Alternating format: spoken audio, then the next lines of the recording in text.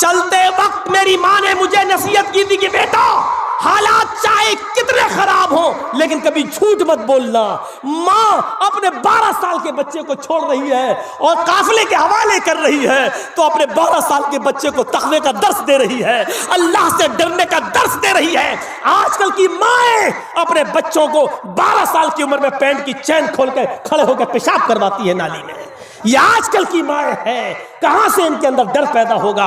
वो 12 साल का बच्चा और उसकी माँ कह रही है बेटे हालात चाहे कितने खराब हो लेकिन कभी झूठ मत बोलना। और अल्लाह ने अस्सलामु अलैकुम व रहमतुल्लाहि व बरकातुहू।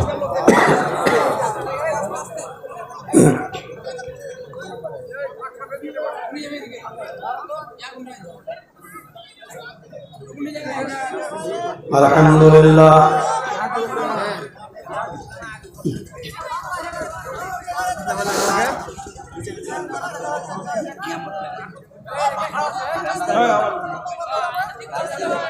अल्हम्दुलिल्लाह नहमदुहु व नस्तईनुहु व नस्तगफिरुह। आवाज হবে কেটে যাবে, চটি চটি আওয়াজ হয়ে যাবে। ونعوذ بالله من شرور أنفسنا ومن سيئات أعمالنا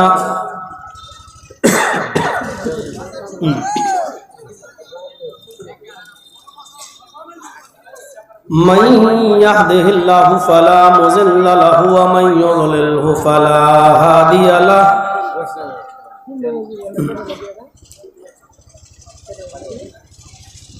وأشهد أن لا إله إلا الله وحده لا شريك له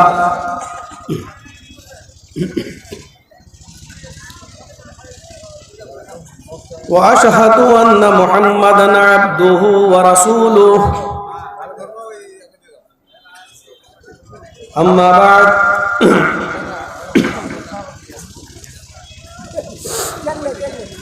فإن خير الحديث كتاب الله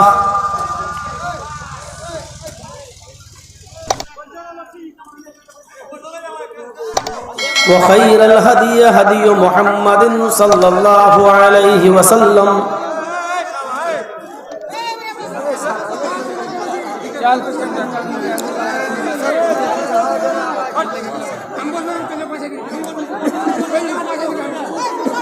وشر الأمور محدثاتها وكل محدثة بدعة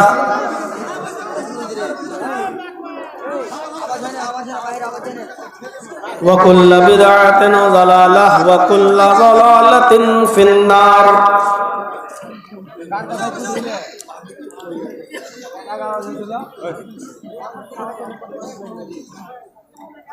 أعوذ بالله من الشيطان الرجيم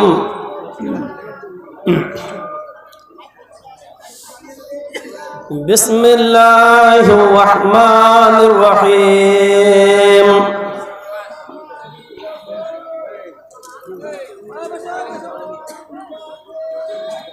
يا أيها الذين آمنوا اتقوا الله ولتنظر نفس ما قدمت لغد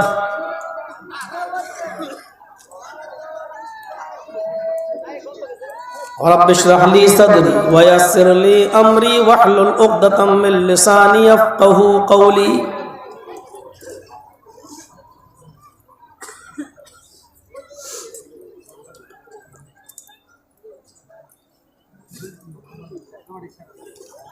मंच पर बैठे हुए मुअज़्ज़ज़ व मुअक्कर उलमाए किराम,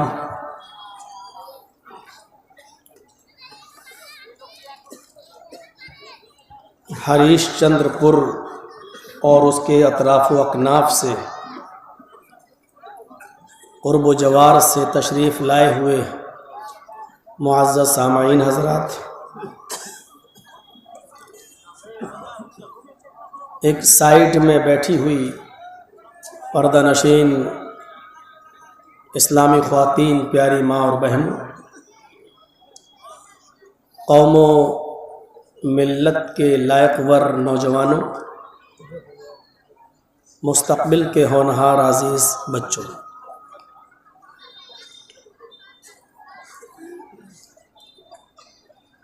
इस वक्त पूरे हिंदुस्तान के अंदर कहीं भी दीनी प्रोग्राम नहीं हो रहे हैं। बंगाल वालों पर लगता है अल्लाह रब्बुल आलमीन की कोई ख़ास मेहरबानी है कि बिना रोक टोक प्रोग्राम हो रहे हैं। मैं 12-13 दिन पहले भी कलियाचक के अतराफ़ में एक गांव है श्री रामपुर, वहाँ प्रोग्राम करके गया हूँ। कल परसों 2 दिन का जलसा 27 और 28 का भी मैं कलियाचक ही के एक गांव हाड़ूचक के बगल में नारायणपुर का प्रोग्राम करके आया हूँ। और फिर दिसंबर में भी हमारे कलियाचक के अतराफ़ में प्रोग्राम है। ये इस बात की दलील है कि अल्लाह रब्बुल आलमीन की ख़ास रहमत है आप पर, आप लोगों पर। हम अल्लाह से दुआ करते हैं कि अल्लाह आलमीन अपनी रहमत का साया हमारे ऊपर हमारी पूरी ज़िंदगी तक कायम फरमा दे और हमें अपनी उस रहमत से मुस्तफ़ीज़ होने की तौफ़ीक़ अता फरमा। इस वक्त हालात के तनाजुर में हमें और आपको सबसे ज़्यादा फ़िक्र जिस चीज़ की करनी है वो है फ़िक्र आखिरत।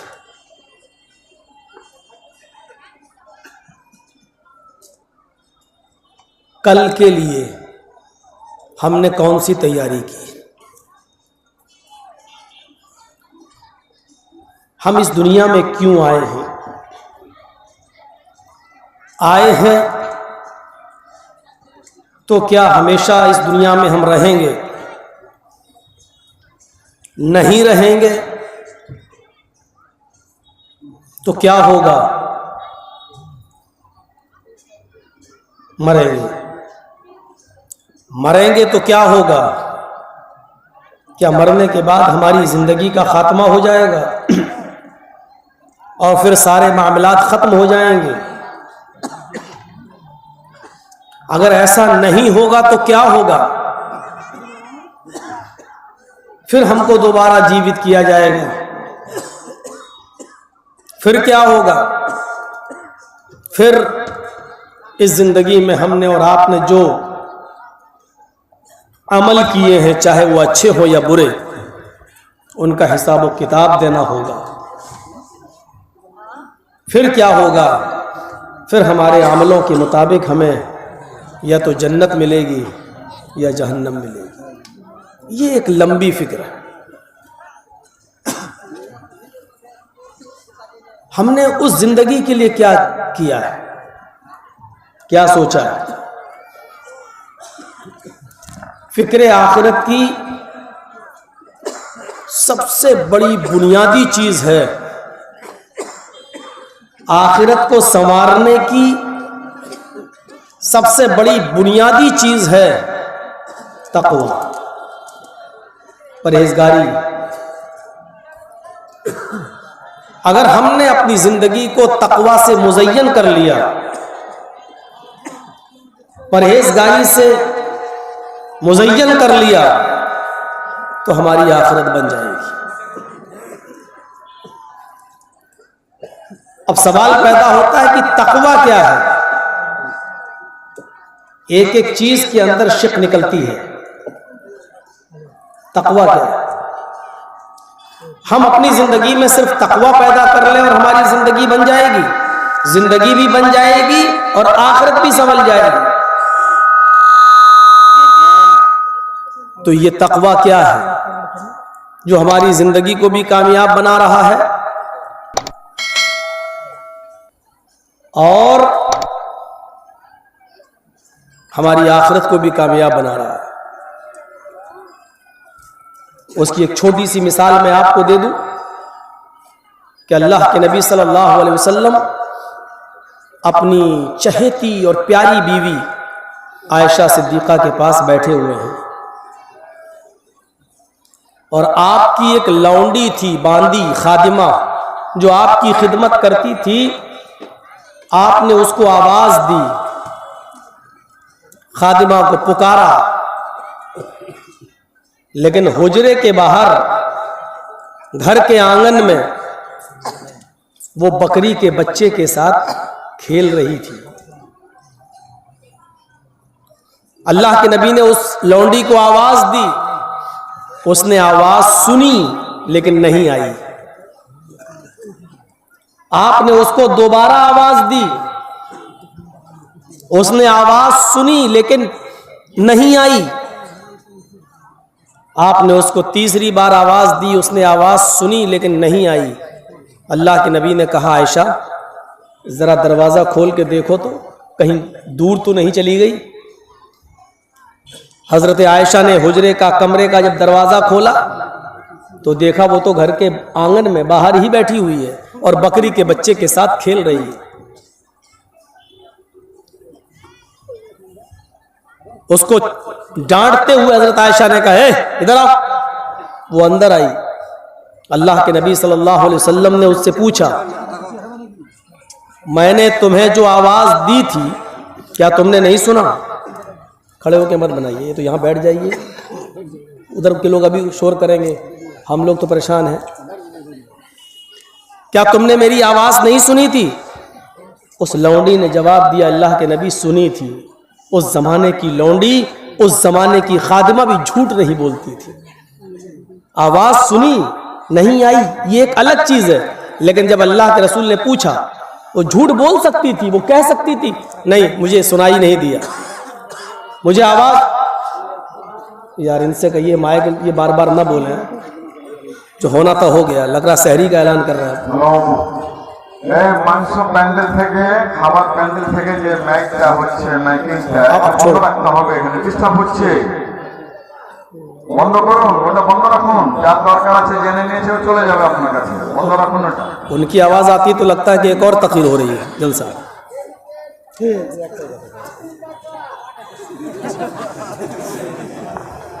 कोई आदमी जाकर उनको बोल, হ্যালো ডেলিগেট কাউন্টারকে উদ্দেশ্যে বলছি, আপনার মাইকটা বন্ধ রাখুন, বন্ধ রাখুন, ডিস্টার্ব হচ্ছে, বক্তা শ্রোতাদেরও ডিস্টার্ব হচ্ছে। उस जमाने की लौंडी भी सच बोलती, चाहती तो बोल सकती थी कि नहीं आवाज नहीं सुनाई दी हमें, लेकिन उसने कहा नहीं आवाज सुनाई दी। आपने कहा फिर क्यों नहीं आई मेरे पास? सर नीचे कर लिया, नहीं आई। क्यों? पता नहीं क्या काम हमको करने के लिए बोल देंगे, नहीं आई। मिसवाक थी, मिसवाक जो करते हैं नमाज से पहले हम लोग, तो वो मिसवाक अल्लाह के रसूल के कान में लगी हुई थी। सुनिए, बुखारी शरीफ के अल्फाज हैं। कभी जब नमाज का टाइम होता तो आप ऐसे निकालते और मिसवाक करके मस्जिद में नमाज पढ़ने चले जाते। वो मिसवाक आपके कान में लगी हुई थी, उसको निकाला और उस मिसवाक से आप उस लौंडी को, अपनी खादिमा को मारने के लिए चले गए। उसके पास बैठे और मिसवाक उठाकर ऐसे उसके ऊपर उठाई और करीब था कि मारे, नजदीक था कि मारे, लेकिन आपने उसको यूं किया और रोक लिया, मारा नहीं। और उसके बाद मिसवाक को अपने कान में लगाया और आपकी आंखों में आंसू आ गए। हजरत आयशा वहीं बैठी हुई थी, कहती हैं, अल्लाह के नबी क्यों नहीं मारा उसको? वो इसी मार के लायक है। 3 बार आपने आवाज दी और उसने नहीं सुना, सुना और फिर भी नहीं आई। तो अल्लाह के रसूल का जो जवाब था ये तकवा से भरा हुआ था, ये तकवा है। आपने फरमाया, आयशा मैंने ये मिसवाक कान से निकाली, फिर मेरा दिल हुआ कि इसको मारूं, लेकिन अचानक ये ख्याल आ गया कि आए मोहम्मद सल्लल्लाहु अलैहि वसल्लम, जिस मिसवाक से तुम अपनी लौंडी अपनी खादिमा को मारने जा रहे हो, एक मिसवाक उसको मारोगे, ऐसा न हो कि उसकी गलती से बढ़कर यह सजा हो जाए, तुम्हारा मारना इतना ज्यादा हो जाए कि उसकी गलती इतनी बड़ी ना हो। अगर तुमने उसको एक छोटी सी मिसवाक, ऐसे कितनी लगेगी, अगर ये मार दिया, ऐसा ना हो कि आपका इतना मारना उसकी गलती से ज्यादा हो, तो कयामत के दिन वो मुकदमा दायर कर सकती है और अल्लाह रब्बुल आलमीन के दरबार में वो कह सकती है, अय अल्लाह, मेरी गलती इतनी बड़ी नहीं थी जितनी बड़ी सजा मोहम्मद रसूलुल्लाह ने मुझे दी है, मुझे इंसाफ चाहिए तेरे दरबार में, मुझे बदला चाहिए, मुझे इंतकाम चाहिए। आयशा, कयामत के दिन ये लौंडी कहीं मेरे ऊपर मुकदमा दायर न कर दे अल्लाह की अदालत में, इस डर से मैंने उसको इस मिसवाक से नहीं मारा। ये एहसास हमारे अंदर अगर पैदा हो जाए तो हमारी दुनिया भी बन जाएगी और आखिरत भी बन जाएगी।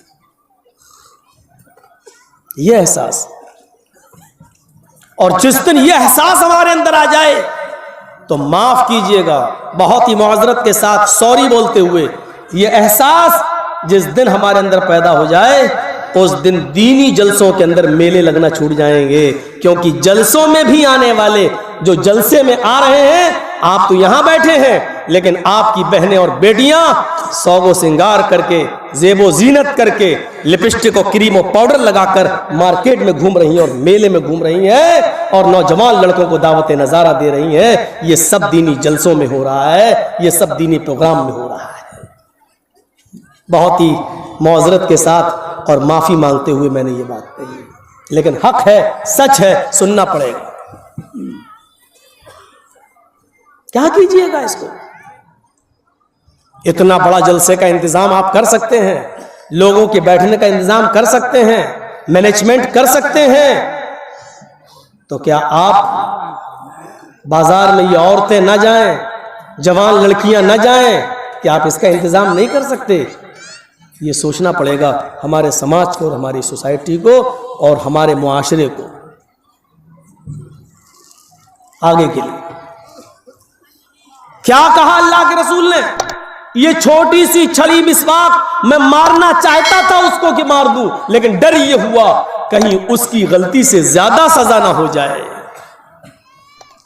आपने माफ कर नहीं मारा। ये कौन सा एहसास था और ये एहसास किसको हो रहा है? मुहम्मदुर रसूलुल्लाह, जिनके जन्नती होने में कोई शक नहीं है। जन्नत का दरवाजा सबसे पहले कौन खटखटाएगा? मुहम्मदुर रसूलुल्लाह सल्लल्लाहु अलैहि वसल्लम।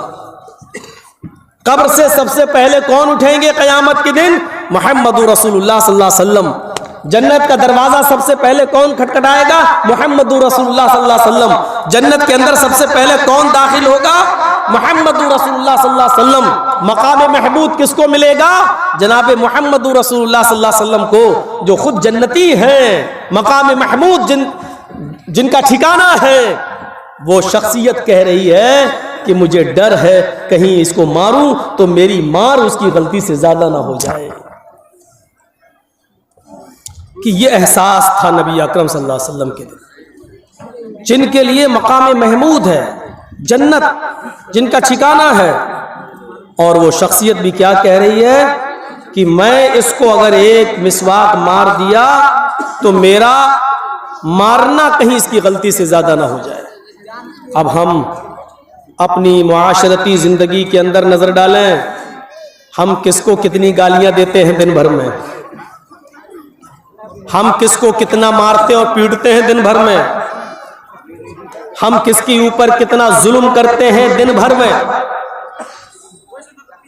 ये एहसास हम और आप अपने अंदर पैदा करें। या अय्युहल्लज़ीना आमनुत्तकुल्लाहा हक़्क़ तुक़ातिह वला तमूतुन्ना इल्ला व अंतुम मुस्लिमून। आए अहले ईमान अल्लाह से डरो, आए मुसलमानों तुम अल्लाह से डरो। और डरो, देखिए कितना छोटा जुमला, अल्लाह से डरो, लेकिन कैसे डरो? डरने की कैफियत क्या होनी चाहिए? या अय्युहल्लज़ीना आमनुत्तकुल्लाह हक्का तुकातिही, अल्लाह से वैसे डरो जैसा उससे डरने का हक है। अल्लाह से डरने का मतलब क्या होता है? हर चीज से आप डरते हैं। बहुत से लोग होंगे जो बोलते हैं कि नहीं मैं किसी से नहीं डरता, मैं सिर्फ अल्लाह से डरता, लेकिन ये जुमला ठीक नहीं है। अल्लाह ने कहीं नहीं कहा कि सिर्फ मुझसे डरो और किसी से न डरो, कहीं नहीं कहा। यह कहा है कि मुझसे डरो, लेकिन यह नहीं कहा कि और किसी से मत डरो, लेकिन हक के साथ। इंसान बाप से डरता है, बेटा सिगरेट पीते हुए जा रहा है, सामने बाप आ गए हैं, अब्बू पापा डैडी जो भी आप कहते हो, सिगरेट फेंकी हुई, आप अदब कर रहे हैं, ये डर अदब के दायरे में है। छोटा भाई सिगरेट पीता हुआ जा रहा है, सामने बड़ा भाई आ गया, ये डर है। भागते हुए जा रहे हैं, जंगल में शेर आ गया, दरख्त पे चढ़ गए, ये डर रहे हैं। डरता है इंसान और डरना भी चाहिए, लेकिन जैसे आप और चीजों का हक अदा करते हैं डरने का, अल्लाह से भी डरने का एक हक है। अल्लाह से डरो का मतलब क्या है? ये डरना थोड़ी है। अल्लाह से ये डरना नहीं है। शेर को देख के भाग रहे हैं, ये डर रहा है शेर का, तो क्या अल्लाह को देखकर भागोगे? अल्लाह देख रहा, भागो। तो जहां जाओगे वहां अल्लाह तो अपने इल्म के एतबार से हर जगह मौजूद है, आप कहां भागोगे? तो डर का एक मतलब होता है। जहर आप नहीं खाते हैं, क्यों? क्योंकि मालूम है कि हम खाएंगे तो राम राम सत्य चले जाएंगे। तो आप जहर से डर रहे हैं, लेकिन उसको देखकर भागते नहीं हैं। ये जहर से डरना है। जहर से डरने का मतलब क्या है? उसको यूज मत कीजिए। आग लग गई, मकान जल रहा है, आप अपने बच्चों को लेकर बाहर निकल आए, आग से आपको डर रहे हैं। आग से डरने का मतलब क्या है? उसको देखकर भाग नहीं रहे, लेकिन आग में जंप नहीं लगा रहे हैं, ये उससे डरने का मतलब है। तो आप शेर से डरते हैं, सांप से डरते हैं, बिच्छू से डरते हैं, जहर से डरते हैं, आग से डरते हैं।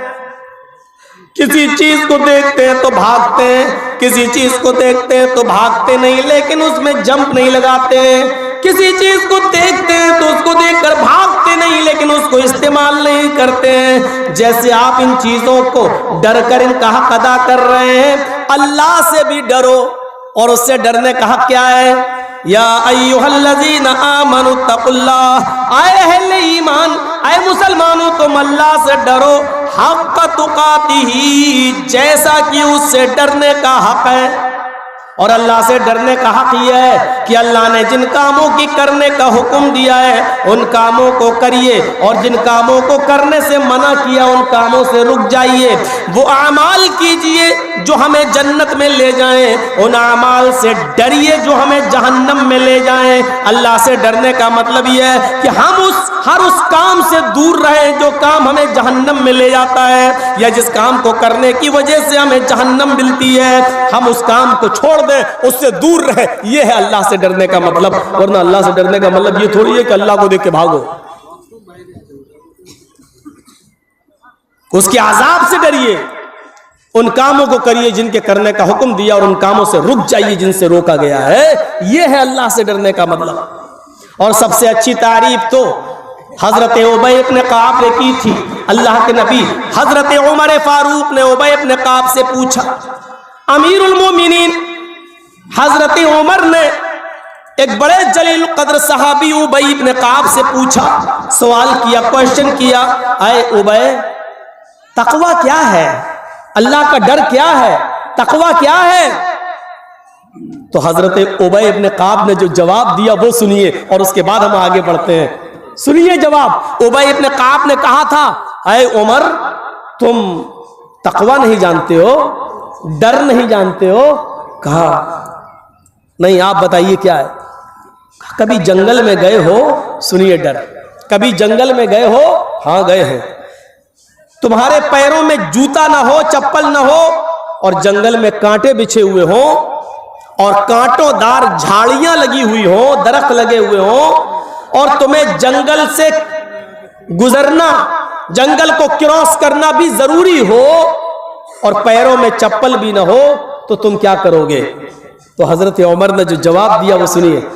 आए उबय इब्न काब, अगर जंगल में कांटे ही कांटे हो और रास्ता भी खारदार हो, झाड़ियां भी कांटेदार हो, और जाना जरूरी हो, और मेरे पैरों में जूता और चप्पल भी ना हो, तो हम धीरे धीरे आहिस्ता आहिस्ता चलेंगे, बच बच के चलेंगे, कांटों के ऊपर पैर नहीं रखेंगे, बच बचा कर चलेंगे, और कांटोदार झाड़ियों को हटाकर, इसको ऐसे यूं करके एक एक डाली पकड़कर उनसे बचते हुए और एक एक डाली को हटाते हुए हम धीरे धीरे निकलेंगे और रास्ता क्रॉस करेंगे। अगर कांटे ही कांटे बिछे हुए हो तो हम कांटों से बच बच के गुजरेंगे, कांटों से बच बच के चलेंगे। हजरत उबय इब्न काब ने कहा, अय उमर, कांटे ही कांटे बिछे हुए हैं, झाड़ियां ही झाड़ियां कांटोदार लगी हुई हैं, तुम बच बच कर जा रहे हो, कितना भी बचो, लेकिन जब रास्ता ही कांटोदार है तो दो चार कांटे तुम्हारे पैर में लग ही जाएंगे। बहुत बचने के बावजूद एक दो कांटे तुम्हें चुभ ही जाएंगे, या कांटा तुम्हारी चादर में उलझ ही जाएगा, कुछ ना कुछ तो होगा। तो हजरत उमर कहने लगे, आए उबय, अगर ऐसा हुआ, एक दो कांटा अगर चुभ गया और मेरे पैर को जख्मी कर दिया या मेरे जिस्म को जख्मी कर दिया, तो हम मरहम पट्टी कर लेंगे, हम उस पर मरहम लगा लेंगे, पट्टी बांध लेंगे, हम उसकी दवा और इलाज कर लेंगे। हजरत उबय ने कहा, आए उमर, यही तकवा है, यही परहेजगारी है, यही तो तकवा है। जैसे जंगल में कांटे ही कांटे बिछे हुए हो और उन कांटों से गुजरना भी जरूरी हो, तो तुम कांटों से बच बच के चलते हो, ऐसे ही इस दुनिया में गुनाहों का जाल बिछा हुआ है, कदम कदम पर गुनाहों का बाजार लगा हुआ है, कदम कदम पर तुम्हें गुनाहों के बाजार सजे हुए मिलेंगे।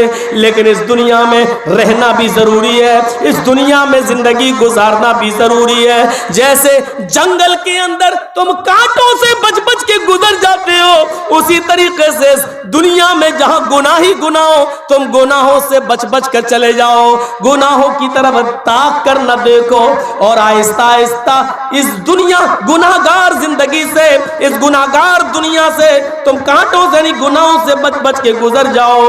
हाँ, जब गुनाह ही गुनाह है तो दो चार गुनाह तुमसे हो ही जाएंगे, इंसान होने के नाते जैसे दो चार कांटे लग जाएंगे तो तुम उसका इलाज कर लोगे, ऐसे अगर दो चार गुनाह तुमसे हो भी जाएं तो तुम उसका इलाज कर लो।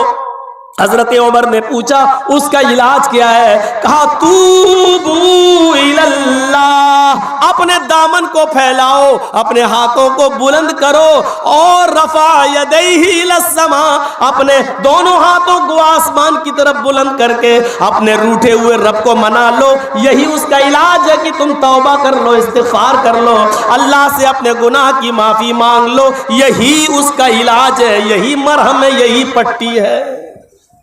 ये है तकवे का माना। जैसे कांटे ही कांटे हो तो जाना जरूरी है, तो बच बच के चलते हो, ऐसी दुनिया में गुनाहों का बाजार लगा हुआ है। आप यहां से निकलेंगे, गुनाह शुरू हो जाएंगे, गुनाह का की अड्डियां मिलना शुरू हो जाएगी। देखिए, जैसे ही गए बाहर निकलेंगे, पान की दुकान मिलेगी, उस पे तंबाकू बिक रही होगी, सिगरेट भी बिक रही होगी, बीड़ी भी बिक रही होगी। थोड़ा सा और आगे जाएंगे, चूड़ियों की, लिपस्टिक की, क्रीम की दुकानें होंगी, और वहां हमारी आपकी माँ बहनें बैठी हुई होंगी, खरीद रही होंगी, मर्दों से खरीदो फरोख्त कर रही होंगी। थोड़ा और आगे बढ़ोगे तो चाय की दुकान मिलेगी, चाय की दुकानों पर भी सिगरेट और बीड़ी और राज और खैनी सूरती ये सब तुम्हें बिकते हुए मिलेंगे। कुछ और आगे बढ़ोगे तो बाकायदा शराब की दुकानें भी तुम्हें मिलेंगी।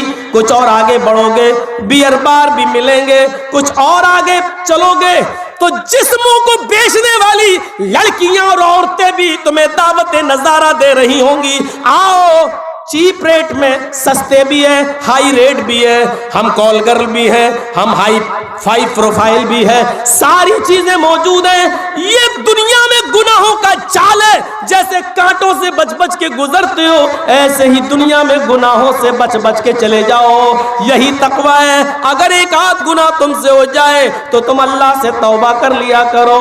बिस्तर पे जब सोने के लिए जाओ तो पूरे दिन का हिसाब लिया करो। आज हमने दिन भर में कितनी अच्छाइयां की हैं, कितने गरीबों को हमने खाना खिलाया, कितने फकीरों को खाना खिलाया, कितना सदका और खैरात किया, कितने हमने नफली नमाजें पढ़ी, हमने कितनी अच्छाइयां की। और रात में जब सोने जाओ तो दिन भर का हिसाब लेते हुए ये भी सोचो कि आज हमने गुनाह कितने किए हैं। और जब सोने जाओ तो ये मत सोचो कि सुबह हम सही सलामत उठेंगे।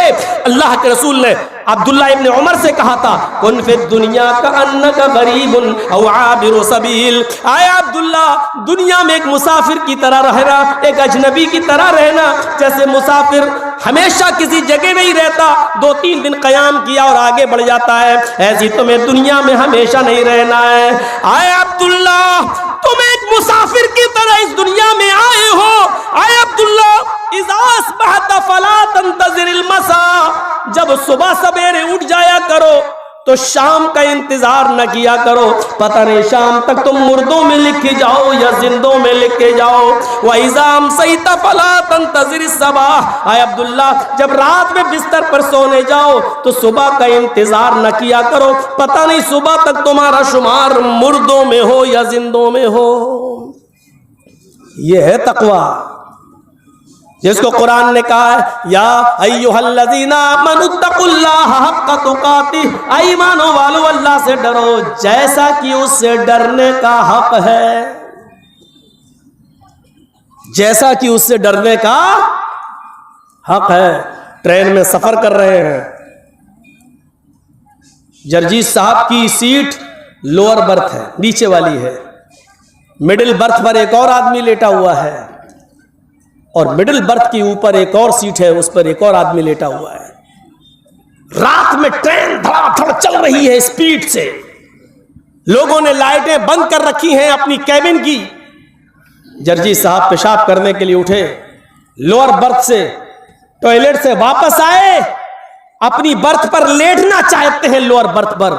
अचानक नजर पड़ती है मिडिल बर्थ पर जो आदमी लेटा हुआ है उसकी ऊपर वाली जेब में 2000 रुपए नोट की एक गड्डी है जो बाहर निकल रही है। जर्जीस साहब ने सोचा बहुत अच्छा मौका है, पूरा कोच सो रहा है, निकाल लूं। ये तो ऐसे सो रहा है कि इसके फरिश्तों को भी पता नहीं कि इसकी हालत क्या है, निकाल लेता हूं। जर्जीस साहब को डर भी है, कोई देख तो नहीं रहा है। देख रहे दाएं बाएं, हाँ हाँ, कोई नहीं देख रहा, सब खर्र खर्र सो रहे हैं। अंधेरा है, एक नजर फिर देखा, कोई नहीं, सब सो रहे हैं। दाएं बाएं भी देखा, सब सो रहे हैं। 2-2000 रुपए नोट की गड्डी उसके जेब से निकल रही है। अचानक हाथ बढ़ा दिया, खींच रहे हैं धीरे से ताकि उठ ना जाए, धीरे धीरे खींच रहे हैं, लेकिन डर भी लग रहा है। एक बार और देख लूं, ट्रेन में तो देख लिया, ऊपर भी देख लूं।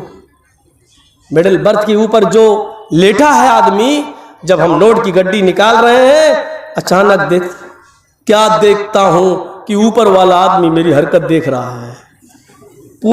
पूरी ट्रेन सो रही है, एक एक आदमी सो रहा है, लेकिन नोट निकालते वक्त देखा कि ऊपर जो बर्थ पे लेटा वो देख रहा है। वहीं रुक गया हाथ। अब 2 ही रास्ते हैं साहब, मैं चोर नहीं हूं, पैसे निकल रहे थे अंदर कर रहा था, या तो झूठ बोलूं, एक रास्ता ये है, या दूसरा रास्ता ये है, सुन भाई अब तू भी देख लिया है तो आधा तेरा आधा मेरा, कहना किसी से नहीं। एक रास्ता ये है, लेकिन नीयत खराब हो गई, तुझे क्यों दूंगा, निकाल तो मैं रहा हूं। तो डर यह है कि कहीं वो चीख न दे, बोल न दे, इसलिए गड्डी निकाल रहे हैं। तीसरा रास्ता यह कि लेके भागो और चलती हुई ट्रेन से कूदो, अपनी जान का जोखम में कोई नहीं डाल सकता है, इसलिए ये खतरा तो आप मोल ले नहीं सकते। वही दो रास्ते, या तो झूठ बोल दो भाई निकल रही थी हम अंदर कर रहे थे, या ये कहो कि निस्फुल ली व निस्फुल लकुम, आधा मेरा आधा तेरा, हाफ हाफ। जब ऊपर वाला आदमी आपकी हरकत देखता है तो आपकी हिम्मत चोरी करने की नहीं होती, आप उस नोट की गड्डी को अंदर कर देते हैं। एक मामूली इंसान जब आपके मामूली जुर्म को देखता है तो आप जुर्म करने की हिम्मत नहीं करते हैं। शराब की बोतल हाथ में लेते हुए, चोरी करते हुए, जिना करते हुए, आईपीएल के मैच में दड़े और सट्टा लगाते हुए, अगर यही ख्याल एक मुसलमान के दिल में पैदा हो जाए कि दुनिया की सारी निगाहें मुझे नहीं देख रही हैं, लेकिन अल्लाह रब्बुल आलमीन की निगाहें मुझे देख रही हैं, वो बसीर है, समीअ है, वो सुनता भी है और देखता भी है। सुनता है तो इतना ज्यादा सुनता है कि काली रात में, काले जंगल में, काले पहाड़ पे चलने वाली काली चींटी के पैर के रखने की आहट को भी वो इतनी बुलंदी से सुन लेता है। काली रात में, काले जंगल में, काले पहाड़ के ऊपर चलने वाली काली चींटी के पैर के रखने की भी आवाज वो इतनी बुलंदी से सुन लेता है। और देखने का हाल यह है कि वो देखता है तो समंदर की तारीकी के अंदर भी व्हील मछली जो 40 टन गोश्त खाती है, एक दिन में उस मछली के पेट के अंदर भी कितने अंडे हैं, उन अंडों की गिनती कितनी है, वो उसको भी जानता है और उसको भी देख रहा होता है। मेरे प्यारे साथियों, वो समी है, वो बसीर है। हमें मेरे माँ बाप ना देख रहे हो, हमें पुलिस नहीं देख रही हो, हमें कोई नहीं देख रहा हो, लेकिन अल्लाह की जात तो हमें देख रही है। अगर ये तसव्वुर हमारे अंदर पैदा हो जाए तो हम गुनाह के करीब न जाएं। इसी का नाम तो तकवा है कि हम शराब नहीं, अल्लाह देख रहा, छोड़ हट, नहीं पिएंगे। ये है तकवा, हम अल्लाह के डर से कोई चीज छोड़ दें। ये है खूबसूरत लड़की ने बुलाया, आ जाओ व्हाट्सएप पे, चले आओ, पता नहीं कैसी हो, पहले फोटो भेजो, दे दिया हूं, नहीं कुछ ओपन भेजो खुला हुआ, उसने वो भी भेज दिया, लो लड़की अच्छी, चल दिए। तकवा तो तब है जब बिस्तर पर उसके साथ लेटे हो, दोनों अपने कपड़े उतार रहे हो और उस वक्त ये ख्याल पैदा हो जाए कि दुनिया की सारी निगाहें नहीं देख रही हैं, लेकिन अल्लाह देख रहा है। हट, लात मारे, भग, चल, आई हमारा ईमान खराब करने, और उसी वक्त वहां से निकल जाए। ये है तकवा। ये है जैसे कौम बनी इसराइल में उस शख्स ने तकवा अख्तियार किया था, और बुखारी शरीफ की उस रिवायत के मुताबिक जो एक चचेरा भाई अपनी चचेरी बहन से प्यार करने लगा था, लेकिन चचेरी बहन को कोई मतलब नहीं था, और जब उसका बाप मर गया तो वो एक दिन भूखमरी की शिकायत लेकर अपने भाई के पास आई और कहती है कि मेरे भाई, तुम्हें तो मालूम है कि मेरे बाप नहीं रहे इस दुनिया में, मेरे शौहर की तबीयत खराब है, बीमार है, बिस्तर पर लेटे हुए हैं, मेरे बच्चे भूखे मर रहे हैं, अगर कुछ मदद कर सकते हो तो करो। और आज मौका मिला उस आदमी को, चचेरे भाई को, कहता है, आए मेरी बहन, चचेरी बहन, पूरी जिंदगी तुमसे जो बात नहीं कह सका वो आज कह रहा हूं। चचा की जिंदगी में मैं तुम्हें नहीं पा सका, मैं तुम्हें चाहता हूं, अगर तुम्हें मंजूर हो तो आज की रात मेरे पास आ जाना, तब मैं तुम्हें इतने दिनार या दिरहम मैं तुम्हें दे दूंगा। वो ठुकरा के चली गई, लेकिन वहां घर पहुंचती है तो अपने शौहर को देखती है बीमार है, अपने बच्चों को देखती है कि भूखे हैं, बेचारी मजबूर हो जाती है और फिर वादा कर लेती है कि ठीक है, रात की तारीकी में हम अपने शौहर को सुलाकर, अपने बच्चों को सुलाकर तेरे पास आ जाएंगे, लेकिन तू मुझे थोड़ी सी मदद कर दे। उसने 60 दिरहम दे दिए, इसने लाई और लाकर अपने शौहर को दवा इलाज कराया, अपने बच्चों को खिला पिला के सुला दिया, जो वादा किया था वादे पर पहुंचती है। उसने दरवाजा खोला, अपने सीने से लगाया, औरत को, अपनी चचेरी बहन को बिस्तर पे ले गया। जैसे उसने बिस्तर पे जाकर उसके कपड़े उतारने की कोशिश की, ये कांपने लगी, थर्राने लगी।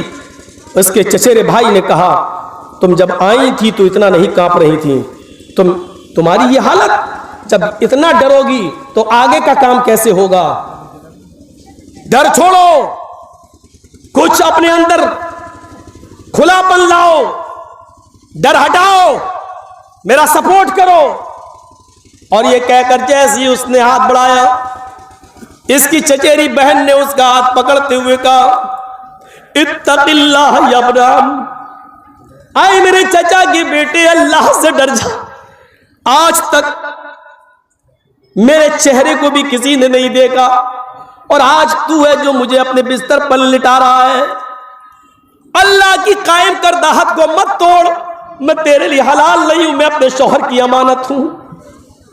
कब्र के सांप बिच्छू मेरा इंतजार कर रहे हैं, जहन्नम की आग मेरा इंतजार कर रही है।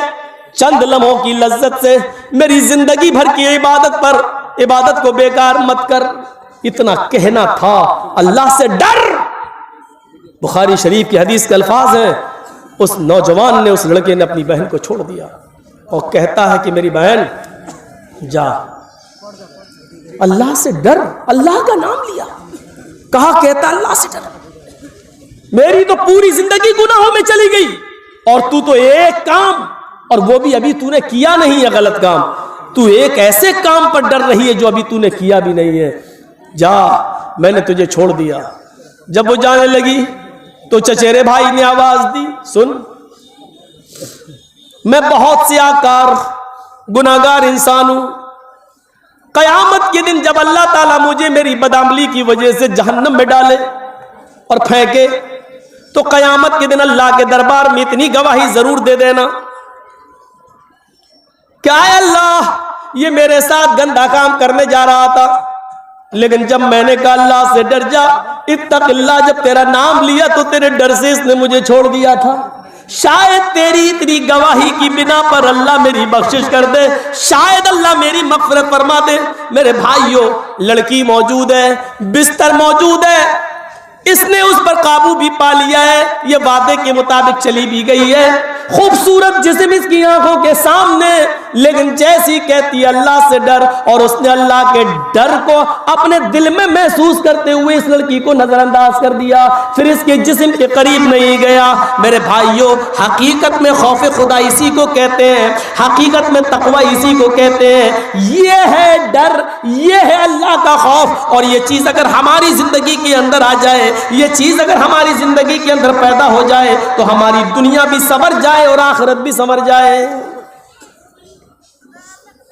या अय्युहल्लज़ीना आमनुत्तकुल्लाहा हक्का तुकाती, ऐ ईमानो वालो, अल्लाह से डरो जैसा कि उससे डरने का हक है। यह है डर। बातचीत में भी डर होना चाहिए अल्लाह का, बातचीत में भी डर। बातचीत में डर जानते हो क्या है? या अय्युहल्लज़ीना आमनुत्तकुल्लाहा वक़ूलू क़ौलन सदीदा, ऐ ईमान वालो, अल्लाह से डरो और जब भी बात करो तो बिल्कुल दुरुस्त और सीधी बात करो। अल्लाह ने यह नहीं कहा कि सच बोलो, थोड़ा सा समझने की कोशिश करो। सच बोलना एक अलग चीज होती है और दुरुस्त बोलना एक अलग चीज होती है। दुरुस्त, अब दोनों में फर्क बताता हूं। अल्लाह ने क्या कहा? क़ूलू क़ौलन सदीदा, जब भी बोलो तो सीधे सीधे बोलो, दुरुस्त बोलो।